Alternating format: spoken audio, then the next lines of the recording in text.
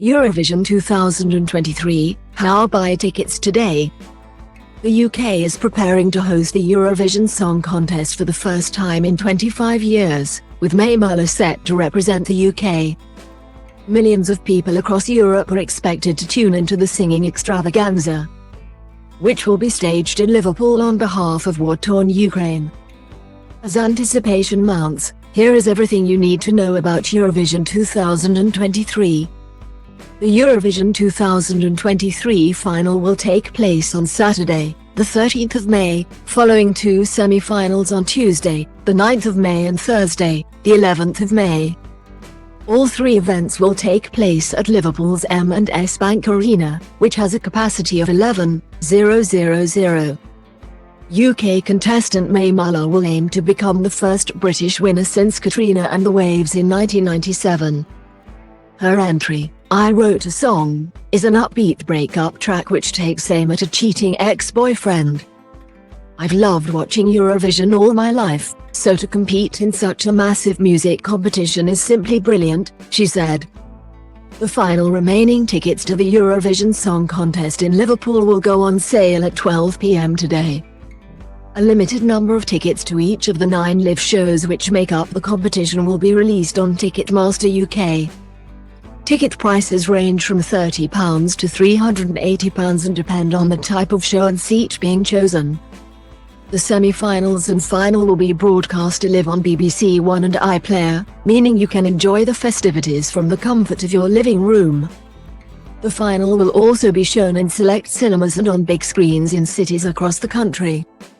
The BBC's coverage will be presented by ex-Britain's Got Talent judge Alicia Dixon, Ted Lasso star Hannah Waddingham and Ukrainian singer Julia Sanina. Scott Mills and Rylan will commentate on the semi-finals, with Graham Norton and Mel Giedroyc taking over duties for the final.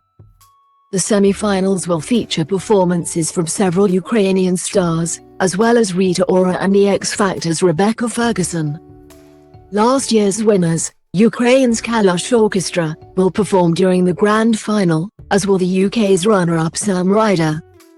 Eurovision is traditionally hosted by the previous year's winners. However, organizers decided that this year's event could not take place in Ukraine due to Russia's war in the country. As a result, the UK was offered the chance to host Eurovision for a record-breaking 9th time. Liverpool beat 6 other shortlisted cities, including Glasgow, Manchester and Newcastle, to be named the host city. Eurovision hasn't taken place in the UK since 1998, when Birmingham assumed hosting duties. As the reigning champions, Ukraine will automatically qualify for the grand final alongside the Big Five nations, the UK, France, Germany, Italy and Spain.